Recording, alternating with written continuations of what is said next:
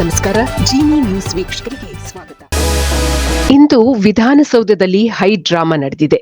ರಾಜ್ಯಪಾಲರಿಂದ ಕೇವಲ ಎರಡು ಸಾಲಿನ ಭಾಷಣ ಆಗಿದೆ. ಎರಡು ಸಾಲಿನ ಭಾಷಣ ಮಾಡಿ ಸದನದಿಂದ ಹೊರ ನಡೆದಿದ್ದಾರೆ ಗೆಹ್ಲೋಟ್ ಅವರು. ತಮಿಳುನಾಡು ಮತ್ತು ಕೇರಳದ ಬೆನ್ನಲ್ಲೇ ಈಗ ಕರ್ನಾಟಕದಲ್ಲೂ ರಾಜ್ಯ ಸರ್ಕಾರ ಮತ್ತು ರಾಜ್ಯಪಾಲರ ನಡುವೆ ಸಂಘರ್ಷ ಆರಂಭವಾಗಿದೆ. ಇಂದು ಜಂಟಿ ಅಧಿವೇಶನವನ್ನು ಉದ್ದೇಶಿಸಿ ರಾಜ್ಯಪಾಲ ತಾವರ್ಚಂದ್ ಗೆಹ್ಲೋಟ್ ಅವರು ಮಾತನಾಡಬೇಕಾಗಿತ್ತು. ಸರ್ಕಾರ ಸಿದ್ಧಪಡಿಸಿದ ಭಾಷಣವನ್ನ ಅವರು ಓದಬೇಕಿತ್ತು.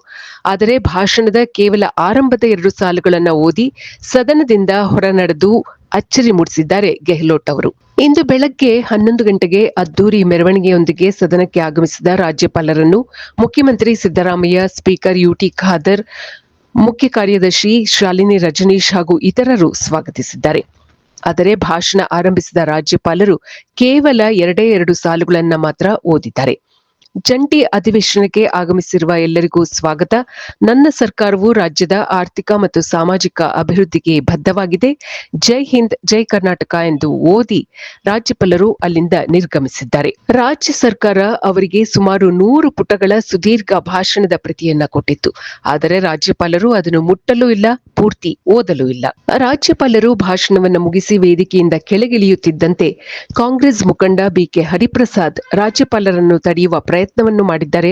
ಆ ಘಟನೆಯೂ ಕೂಡ ವರದಿಯಾಗಿದೆ. ರಾಜ್ಯಪಾಲರಾದ ಥಾವರ್ಚಂದ್ ಗೆಹ್ಲೋಟ್ ಅವರ ಈ ನಡೆಗೆ ಮುಖ್ಯಮಂತ್ರಿ ಸಿದ್ದರಾಮಯ್ಯ ಫುಲ್ ಗರಂ ಆಗಿದ್ದಾರೆ. ರಾಜ್ಯ ಸರ್ಕಾರ ಸಿದ್ಧಪಡಿಸಿಕೊಡುವ ಭಾಷಣವನ್ನು ಓದಬೇಕಾಗಿರುವುದು ಗವರ್ನರ್ ಅವರ ಸಾಂವಿಧಾನಿಕ ಕರ್ತವ್ಯ ಎಂದು ಸಿದ್ದರಾಮಯ್ಯ ಕಿಡಿಕಾರಿದ್ದಾರೆ. ಇದು ಪ್ರಜಾಪ್ರಭುತ್ವಕ್ಕೆ ಮತ್ತು ಕರ್ನಾಟಕದ ಜನತೆಗೆ ಮಾಡಿದ ಅಪಮಾನ. ಸಂವಿಧಾನದ ಪ್ರಕಾರ ಸಚಿವ ಸಂಪುಟ ನೀಡುವ ಭಾಷಣವನ್ನು ರಾಜ್ಯಪಾಲರು ಓದಲೇಬೇಕು ಎಂದು ಮುಖ್ಯಮಂತ್ರಿ ಸಿದ್ದರಾಮಯ್ಯ ಕಿಡಿಕಾರಿದ್ದಾರೆ. ಸುಳ್ಳು ಮಾಹಿತಿಗಳಿದ್ದ ಭಾಷಣವನ್ನು ಓದಲು ರಾಜ್ಯಪಾಲರು ನಿರಾಕರಿಸಿರುವುದು ಸರಿಯಾಗಿದೆ. ಸರ್ಕಾರವು ರಾಜಭವನವನ್ನು ರಾಜಕೀಯಕ್ಕೆ ಬಳಸಿಕೊಳ್ಳುತ್ತಿದೆ ಎಂದು ಪ್ರತಿಪಕ್ಷಗಳು ತಿರುಗೇಟು ನೀಡಿದೆ. ರಾಜ್ಯ ಸರ್ಕಾರ ಹಾಗೂ ಗವರ್ನರ್ ನಡುವೆ ಸಂಘರ್ಷ ಮೂಡಲು ಕಾರಣವೇನು ಎಂದು ನೋಡಿದರೆ, ಕೇಂದ್ರ ಸರ್ಕಾರವು ಉದ್ಯೋಗ ಖಾತರಿ ಯೋಜನೆಯನ್ನು ರದ್ದುಗೊಳಿಸಿ ವಿಬಿಜಿ ರಾಮ್ಜಿ ಕಾಯ್ದೆಯನ್ನು ಜಾರಿಗೆ ತಂದಿರುವುದನ್ನು ರಾಜ್ಯ ಸರ್ಕಾರ ತನ್ನ ಭಾಷಣದಲ್ಲಿ ಕಠಿಣವಾಗಿ ಟೀಕಿಸಿತ್ತು. ಭಾಷಣದ 11 ಪ್ಯಾರಾಗಳಲ್ಲಿ ಕೇಂದ್ರ ಸರ್ಕಾರದ ತೆರಿಗೆ ಹಂಚಿಕೆ ಮತ್ತು ಬರ ಪರಿಹಾರ ವಿಳಂಬದ ಬಗ್ಗೆ ತೀವ್ರ ಅಸಮಾಧಾನ ಕೂಡ ವ್ಯಕ್ತಪಡಿಸಿತು. ಕೇಂದ್ರ ಸರ್ಕಾರವನ್ನು ನೇರವಾಗಿ ಟೀಕಿಸುವ ಅಂಶಗಳನ್ನು ಓದಲು ರಾಜ್ಯಪಾಲರು ನಿನ್ನೆಯೇ ನಿರಾಕರಿಸಿದ್ದರು. ಆದರೆ ನಿನ್ನೆ ರಾತ್ರಿ ಸಂಪುಟ ಸಚಿವರು ಹಾಗೂ ಕಾನೂನು ಸಚಿವರಾದ ಎಚ್.ಕೆ. ಪಾಟೀಲ್ ಅವರು ಗವರ್ನರ್ ಅವರ ಮನವೊಲಿಸಲು ಪ್ರಯತ್ನಿಸಿದ್ದರು. ಒಟ್ಟಿನಲ್ಲಿ ದಕ್ಷಿಣ ಭಾರತದ ರಾಜ್ಯಗಳಲ್ಲಿ ರಾಜ್ಯಪಾಲರು ಮತ್ತು ರಾಜ್ಯ ಸರ್ಕಾರಗಳ ನಡುವೆ ಸಂಘರ್ಷ ಆರಂಭವಾಗಿದೆ.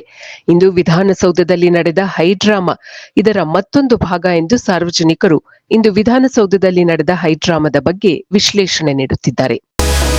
ಇದು ಈ ದಿನದ ನಿರಂತರ ಸುದ್ದಿಗಳಿಗಾಗಿ ವೀಕ್ಷಿಸುತ್ತಿರಿ ಜಿನಿ ನ್ಯೂಸ್. ನಮಸ್ಕಾರ.